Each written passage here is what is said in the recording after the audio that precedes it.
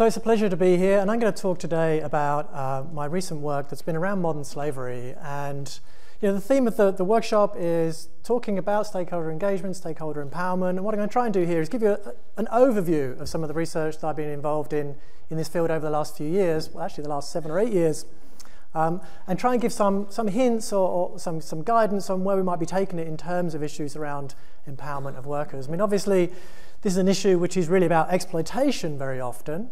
And the question is going to be, well, how do we move from this kind of exploitation to issues of empowerment? And hopefully along the way, I'll be telling you a little bit about how we can marry questions of kind of theoretical contribution that was mentioned in the opening session there with also practical relevance. So some of you may have be very aware about what modern slavery is and what it isn't, but it always brings a certain degree of disagreement, contestation, etc. We all know what old slavery is. In many ways, this is an auction house. The idea that we could buy and sell people was something that was eradicated, was abolished 200 years ago now. And we've moved into a very different type of situation. What does it mean when we talk about slavery now, when we don't have legal ownership of people? And so the bottom picture here is somebody in Brazil, in a charcoal camp, who is in a forced labor situation. They're in a context where they can't easily leave. There's restrictions on their freedom. And so when we're talking about modern slavery, we're not talking about the legal ownership of people, but we are talking about situations that are analogous to that type of ownership relation. And this is the kind of terminology that we tend to use in international law, where we talk about the exercise of the rights of ownership.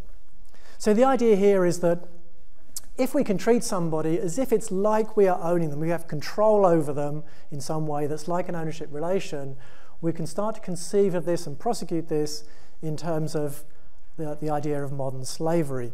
So what does this mean? What does the exercise of the rights of ownership look like? And legal scholars have been trying to implement this over time to try and get a sense of what this really looks like. And these are the Pallegio-Harvard guidelines, which are one way of trying to operationalize this into law. And what you can see here is what we're talking about is control over a person, with the idea that it's about depriving them of their liberty. That's the kind of key definitional aspect here. With the intent of exploitation, it's usually through these sorts of things, right? Through violence, violent force, deception, or coercion. I'll talk a little bit about what those might look like in relation to a few examples as we go through. Modern slavery is increasingly thought of as something of an umbrella concept. This is probably the wrong picture for an umbrella. It's like an inverted umbrella. It's turned into a funnel for some reason. But what we're talking about here is a whole range of different things, such as trafficking, forced marriage, child soldiers, forced labor, that are regarded within this broader concept of modern slavery. That sometimes means that we're talking about different things when we talk about it, so it's sometimes quite an ambiguous concept. The question of how many people are in this situation is a vexed one. It's an important question, but it's one that we can never really answer for sure, and it's also a very political question. There are some people who it's in their interest to say that it's a lot of people. There are some people, some organizations who it's important to show that it's declining or that they're dealing with this issue. And there are many countries that don't want to be associated, obviously, with modern slavery in their context. So no one really knows how many people. The standard estimate that's out there now by the International Labour Organization and the Walk Free Foundation is around 40 million people. This may or may not be anything like the amount of people it really is. Okay? It could be something like 20 million, it could be 60 or 100. We don't really know, but that's the best estimate that's out there. We know it's quite a lot of people. That's all you need to know, right? It's more than just 10 or 20 or 100. We know that there's a lot of people in these situations, and that these are the countries where it's most likely to happen. Right? These have the largest number of people in these sorts of situations. Right? This might be bonded labor in India. This might be forced labor in China, etc. So a few examples that you might have seen in the media, in the press over the last few years.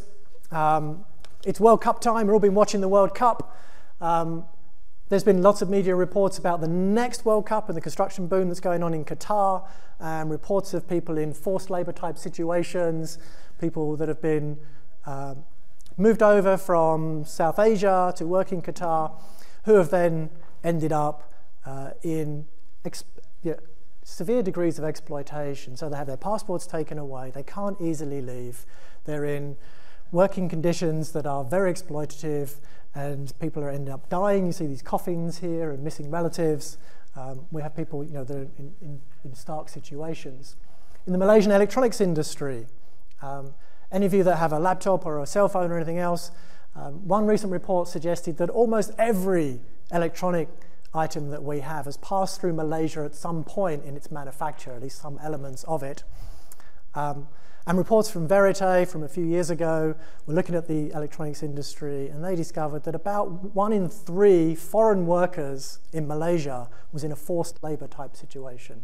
Right? They're paid to get their jobs, they were then indebted, and then because of that indenture, they were prevented from leaving. They had their passports illegally confiscated and these sorts of things.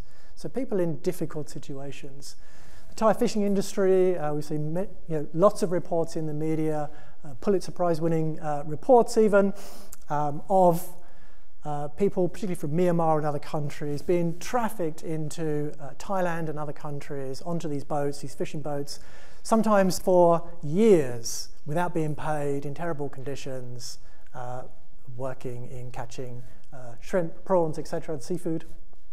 And then all of us love chocolate, but the most recent reports suggest that something like 2 million children are working in West Africa in child labour situations. Most of those are, to some degree, voluntary, right? They've freely entered work. There's always a question about how much child labour can be free or not. But we know there's also thousands of those children are also in a forced labour situation. They get deliberately trafficked, taken away from their parents, particularly in the Ivory Coast. So we know there's lots of terrible stuff going on, and we typically think about it in developing countries, right? We know these situations happen.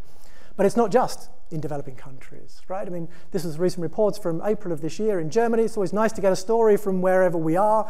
Wherever I go and give this talk, I can always find a story of what's happening in the country. So German police were cracking down, this was particularly in the sex industry, on human trafficking of sex workers from Eastern Europe and other places into Germany. Anyone that doesn't know, I mean, I'm from the University of Bath in the UK. It's a beautiful, lovely old town. It's full of very rich people, and you wouldn't imagine, but that is also a context where modern slavery was discovered. In fact, the first prosecution under the UK's Modern Slavery Act from 2015 was at this nail bar in Bath, just in one of these old streets. But 4 women that were held above this nail bar, Vietnamese women who were brought over from Vietnam, that were not allowed to leave, not paid any money, and were constantly working 7 days a week in this situation. Eventually, the 2 people that were holding them in confinement were prosecuted and are now in prison. So we know that this happens, we know that it happens far away, and we know that it happens right here as well, right outside the door. It'll be somewhere in Mannheim probably as well that we can find cases of this happening. We know that it happens everywhere. So what I've been trying to do over the last few years is develop a series of, one broad research project with lots of projects within it to try and understand this better as a management problem, try and understand the business of modern slavery. And what I've been trying to do is put together these different parts of the problem and finding different management lenses to look at it. So looking at it in terms of the kind of management and organization of slavery, so how slavery operations take place, looking at supply chains, looking at regulation and governance, but also up this side, looking at the kind of consumer experience of slavery and also about how companies are reporting on this thing, which they're increasingly required to do. I'm going to give you a little flavour of a couple of bits from this project, just to give you a flavour of some of the work that we're doing, to give you a sense of some of the things we can find out. And to do this, I'm going to answer 3 questions. The first one is, well, why does slavery persist? And this was how I first got interested in this subject, trying to map out theoretically why we might explain this practice. And this was the model from my first paper in this area, which was from the Academy of Management Review, so trying to get a theoretical understanding of what's going on. And what you can see here is that on the left side, we're trying to understand what are the conditions enabling slavery. So why is it that this practice persists? What are the kind of the broader socio-economic, political conditions that enable it to happen? And the ones that we're particularly interested in from a business perspective will be these around industry context. So I'll just talk you briefly through a couple of them. One is around labour intensity, right? We know that this sort of practice happens in contexts where there are industries that need lots of unskilled labour and where there's a lack of supply of workers there. So you have to bring them in from somewhere else, right? There's not enough people who will work at that lower price. Free labour doesn't enter the market.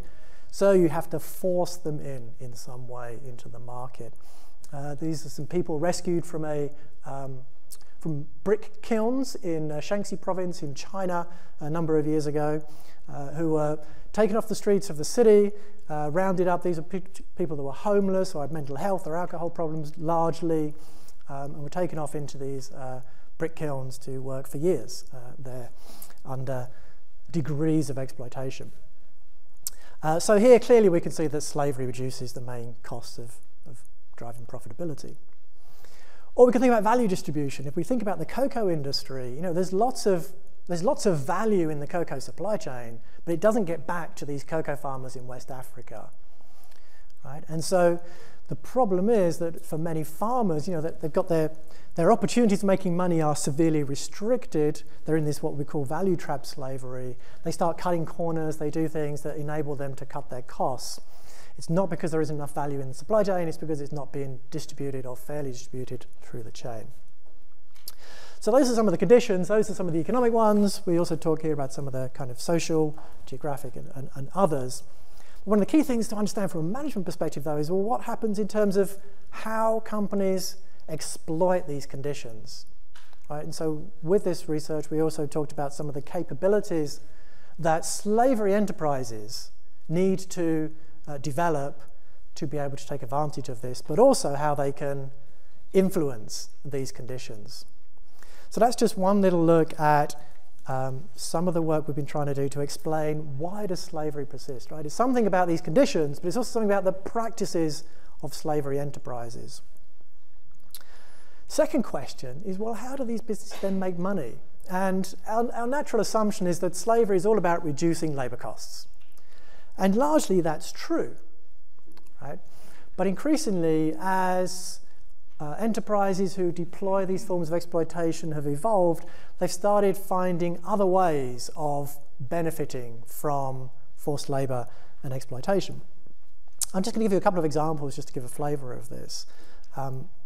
One of the industries we looked at with one research project, we were looking in the UK at forced labour in the UK, and we looked at the cannabis industry. So cannabis cultivation in the UK.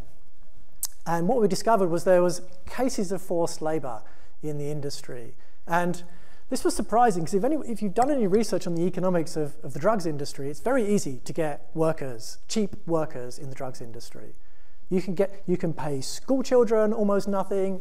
There's been plenty of studies looking at this in various countries. You can pay local people very low wages with a very high chance of getting murdered and other things to work in the drugs industry. Why would you bring people over from Vietnam, which is often the case in the UK, to work in these grow-ops? What we discovered was it wasn't so much just about reducing labour costs, because it's quite expensive to bring people over and all these sorts of things, but it's actually about reducing the risks for the business. That in illegal businesses like this, if you forced people into the situation, you have control over them, they're less likely to when they do get arrested, to tell the police anything about who has put them in this situation. But also, because you can lock them in from the outside, they're there, you just come in, you feed them once a week, you bring food, they're there tending the plants, the chances of being discovered are much lower. So we found that it wasn't just about reducing costs, but it's actually about reducing risk for these enterprises. Secondly, we looked at this case, we were looking at very interesting cases of in the agricultural industry in the UK. And we found there were stories about workers who were in forced labour situations, right? They had their passports taken away, they were in debt, they couldn't easily leave the employment of the agents who were controlling them, but at the same time, they weren't being put to work very often. We thought, hang on, why would you have somebody in a forced labour situation who you're not working to death like we would normally expect would be happening? And when we looked at the research around this, and when we started doing interviews, we were talking to people, what it turns out is that it's a different kind of business model. that what's operating here is that for these enterprises, they don't just make money from reducing their labor costs, they make money from turning their workers into consumers. That if you can make them pay to get there in the first place, to pay for their accommodation, to pay for their food, to pay for their transport, to pay for their clothes, for their uniforms, all these kind of other things, you make them pay much larger costs than they would normally on a free market. They don't have any options but to pay for this. Therefore, you get more control over them because you manage to get them in even further debt, which means they have to take out loans and other sorts of things. They have to call their families back home to wire over money, to pay the people that are controlling them. So it's a way also of generating revenue as well as just reducing labor costs. So with this part of the research, we were trying to understand these new business models, these innovations in the business models of modern slavery, and we started to kind of map them out. And this is a paper that we're presenting at the Academy of Management later in the year, this year, trying to understand these kind of new business models of forced labor. Our third question then is, well, how can companies deal with this, right? How can they detect and reduce slavery in the supply chain? We know this happens, but what about enterprises which are legitimate businesses? How can they deal with these problems if it's happening in their supply chains? If these are agricultural workers being exploited, if these are workers in the construction industry, in the food industry, in almost any industry, we know these things are happening, what can firms do? And again, we did interviews with a whole bunch of stakeholders around this issue, trying to map out the supply chains of where forced labor occurs. And this was we were looking at this one at forced labor in the UK. We've got another project which I'll talk about briefly in India in a moment. But what we found in the UK, which was very interesting, was that we need to think about supply chains in quite sophisticated ways. We typically think, well, it's about a complicated supply chain, right? But sometimes it's complicated in different ways to what we might think. So if we look at the UK agriculture, right, we look at the food industry in the UK, we try to map the supply chain. And this is just a typical supply chain for products such as potatoes, right? And we know there have been cases of forced labor in agriculture in the UK. So for something like potatoes, what happens? You have a farmer here at P2 who may go to a processor or a wholesaler and then a retailer, but it's a very simple product supply chain at the top there, the horizontal. The complication comes in the labor supply chain, because many of the people who are working in that farm aren't employed by the farmer. The farmer is contracting out to an agency. That agency is then contracting out to another agency, who is contracting out to another agency, to another agency. And it gets then into degrees of informality, sometimes a person that just knows some other people. And as we get further and further into these degrees of outsourcing of labor, we start to move into informality and the potential for forced labor type practices to emerge. So this was in food. When we looked at the construction industry, it got even more complicated. Again, a simple product supply chain. The building industry, you know, if you're going to buy a building, it's a pretty straightforward supply chain, right? Here's a builder, it will then be a developer, an estate agent, etc. The complication comes in at a building site. There will be multiple building companies operating there, all subcontracted from the main builder. Right? So these are the P2s, are all the different subcontractors for the builder, and each of these is all using agency labor. Most of them don't employ hardly any workers themselves. And so each of these is subcontracted to an agency, and those agencies are subcontracting to other agencies, etc. So it gets to be very complicated as a supply chain. All of these workers work in one place on the same building site, but they're all under different employment relationships with different organizations or people, and that's the problem, right? So some of them might be there for a matter of days. It's very hard to track who is actually working at any particular time and what kind of role you have in overseeing them. So for a firm that's trying to exercise control over its supply chain and some kind of transparency in its supply chain, it knows where the product is going, but it's very hard to know who the workers are. So we increasingly talk about transparency in supply chains, but what we need to understand in this case is transparency of the labor supply chain, who are the workers and what kind of employment relationships are they under. So in this work, we try to theorize this in terms of global value chains and what's happening differently in global versus domestic supply chains. That was our theoretical contribution. But the practical contribution was very simple. And we wrote some stuff that got featured on the BBC and other places, and was simply that when companies are trying to have oversight of their supply chain, they simply can't do it because of these layers and layers of subcontracting, which is preventing problems in having oversight over forced labour. And this got into the practitioner press and other sorts of places as well. A simple insight in many ways, but based on some interesting empirical research, but also some useful theory in terms of trying to rethink how we're thinking about supply chains. So just moving on to the last question then is, well, how do we change from these exploitative relationships to more empowered ones? How do we think about this as empowerment? And there's a whole range of ways in which we might try and move from exploitation here to empowerment. The first one is really to think, well, what do we really mean by empowerment here? And when we start calling people slaves, we're immediately disempowering them. So one of our challenges is, how do we even go about framing this problem?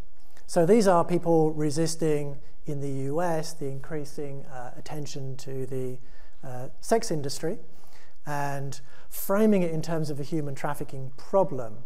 And clearly there are some people who would not claim in the sex industry that they are in a forced situation. They would claim to be voluntarily entering the market. There's a whole swathe of other people that say that no one would ever voluntarily enter this market, and so everyone must be in a forced situation. And there are people in the middle which try and make distinctions between those who are voluntary and those who are forced, and it's creating whole kinds of problems around who and who isn't in an enslaved situation of some kind. So it starts to be a problem about who you start calling a slave. Now that's just in one very controversial industry. But even when we have situations where, the people that I was talking about in situations of high degrees of exploitation, almost none of those people would claim to be slaves. Right? It could be a disempowering narrative to put upon somebody to call them a slave. Right? They may have been tricked into a situation, they may have voluntarily entered the situation, but not been able to leave it. And so there are degrees of volition, degrees of choice, which sometimes can be difficult to capture within a simple framing of people in modern slavery. So we have to be careful about the language of slavery and careful about how we think about empowerment within this. So that's one thing. I mean, the second thing is, well, what can large companies do about this? And I'll just give a few brief details of what I think is a fairly good story, which is when Patagonia a few years ago announced that it had discovered modern slavery in its supply chain. This was in Taiwan, with migrant workers in Taiwan who were found to be in a forced labour situation. So again, having their passports taken away, they had to pay to get their jobs, and then it was taking them sometimes 3, 4 or 5 years to pay off the debts, just to pay off the debts they had to get the job in the first place, which meant that they were in a situation where they were open to coercion and other sorts of things in the workplace. And so what Patagonia did, which is unusual, is they went public with this eventually. They said, here's what happened when we found slavery in our supply chain. This is what we did with that. And what they did was they spoke to with an NGO, with Verite, and they got Verite to do worker interviews, to talk about the sorts of degrees of vulnerability that had led to this situation. And they developed a whole new migrant worker set of guidelines for how their suppliers should deal with migrant labour.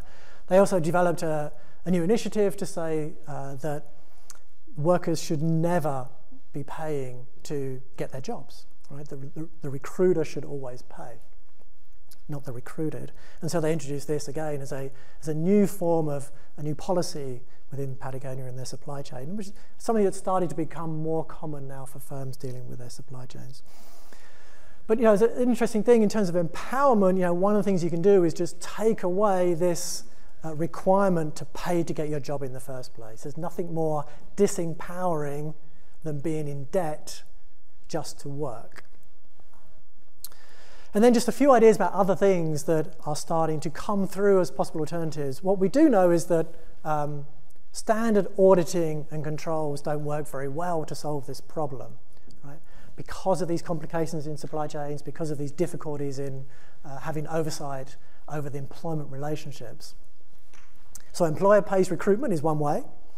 There's increasing interest around what's called worker voice types of auditing and risk assessment. So rather than sending your auditors out there to check on a particular factory or farm, etc., what you do is put technology in the hands of workers so that they can find voice in some way to report on possible violations of their human rights, which might be giving mobile phones to workers and these sorts of things on particular sites. So regardless of who comes in or out at any particular time, they've always got a channel, if you like, to speak out.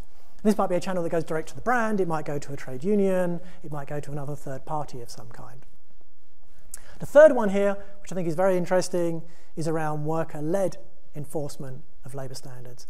So we tend to think about companies through their CSR practices, through multi-stakeholder initiatives, having responsibility for enforcing these labour standards. We know that doesn't work in these situations of severe exploitation. So one thing that has been a kind of development over the past 10 years or so is moving towards or experimenting with worker-led enforcement. And we've seen this working very successfully in Florida, for example, in agriculture, in tomato growing, where we've seen this type of union-based organising to enforce labour standards. But giving workers, empowering workers to control the standards themselves, rather than top-down, brand-led enforcement. Then the last two speak to this broader problem of this being more of a systemic problem, that it's poverty and insecurity that lead people into these vulnerable situations that then makes them likely to end up in forced labour. And so closing the gaps in employment and social protections, for example, making sure that people can get support. So this often happens with migrant workers who have sometimes no access to any social protections in a country, which makes them very vulnerable to people that might be then exploiting them. And then finally, there's lots of talk about universal basic income for a whole range of things, but clearly if you want to deal with these extreme forms of exploitation, one of the best ways is just ensuring a basic income for everybody, which means they're not likely to be in these high degrees of vulnerability. So again, this has been experimented with in India, for example, where there have been some very positive outcomes. And then the last thing I wanted to show is just from a current project that we're doing in India, looking at supply chains and trying to look at what also can be done in terms of empowerment from companies at the bottom of the supply chain. If we know that auditing, top-down, brand-led enforcement isn't working, well, what's happening in terms of local businesses at the bottom of the supply chain? What can they do to solve this problem? Here's just a few examples of what's going on. This is in the garment supply chain in India, in Tamil Nadu, particularly around Tirupur, which is the main kind of hub for much of this production. And our field researchers they're out there at the moment, and they're sending us back transcripts and photographs from the field. And this is a local business owner talking about how they protect female workers. They bring them in from the rural villages, they employ them in the city, and they need to protect them. So he talks about female workers are restricted, but they cannot move freely outside the hostel. That's a secure area, no one can enter or go out without permission. Their safety is taken care of. We don't let them go outside regularly. We speak to their parents too regarding this. There is outing time, we take them to the city, we give them 3 hours time. That is the free time allowed by the company. So in the idea of providing security, they're also providing restrictions on liberty for female workers. Another example, we take them to the city for shopping through our buses, then we bring them back. The warden accompanies them for these trips. They don't work on Sundays, but we take them out only once a month. Right, so you get to be out 3 hours in 1 month, and you're accompanied by a warden. That is your liberty in these hostels. And that's all done in the name of protection, security for female workers. So when we're talking about empowerment, it's complicated, right? Because these women want to be protected, their families want them to be protected. But at the same time, the ways in which those protections happen can be disempowering and restricting of freedom. So we started talking to the employers about other ways they're starting to deal with this problem, because essentially what's causing this is a labour shortage in the area where they need labour. So what are they talking about doing? Well, one way is to automate. So we have plans to automate. I can reduce the workforce. We have come to 375 from 450 employees. Now our plan is to reduce this 375 to 120. We have to invest in reducing the manpower. Only that is the option left, right? So in terms of how do they deal with labour supply problems, well, you can force people into hostels and restrict their freedoms that way, or you can just reduce the amount of labour you need. But again, is this empowering for those workers? Clearly not, right? It's a solution for local employers, but it's not a solution for workers necessarily. So then we went out to the villages as well and started talking to them about what they're doing to try and solve this problem. And one of the solutions is to take the work out to the villages, right? To relocate, to decluster, if you like, this hub of production. And this is what the people in this training centre were saying in one of the local villages. So migrants are always vulnerable in general terms because they're leaving everything here. They need support because they're helpless. You are strong in your place. If you go to some other place, you are not so strong, right? As soon as you have migrant workers, you're starting to move into degrees of vulnerability, right, which can be exploited in different ways. So one solution is to keep people where they are and to bring work to them. And so this organisation, for example, is training workers, building up their own local factories and attracting factories from the city to relocate out into the rural areas. There are other problems with that, of course, but these are other sorts of solutions in terms of empowering workers that they're starting to focus on. So just to wrap up then, I've shown you a few things that are really around our supply chains of slavery and the management of organisation of slavery. We need to connect it up to these other things, right? What consumers can do, how new reporting procedures are helping or not to shape this context, but also about what kind of regulation is necessary. And we talked a bit about supply chain, self-regulation, but increasingly worker-led regulation to try and solve these problems. So a few words of conclusion. First one, modern slavery is an extreme form of exploitation. And I think to understand it, we need new ways of thinking and theorizing, and new ways of acting to start to address it, right? We can't just carry on with this, we'll do some CSR and that will solve some of these problems, because the ways in which we currently tackle these problems is not working, right? So we need tools and frameworks beyond CSR to understand this issue and also to shape interventions that will foster genuine empowerment. And I think, and I really hope that there's appetite for doing more research in this space. For us as management researchers, I think we've got a lot to bring to this debate, both in terms of developing new theories, but also in terms of having meaningful impact on people's lives, particularly people at the very bottom of the pile who are in the most extreme forms of exploitation. So I think we have an opportunity to do something meaningful as well as something that could be theoretically useful and interesting intellectually. So thank you for your attention. I look forward to questions, but also if you want to catch up with me, here are my coordinates anytime you want to connect. Thank you for your attention.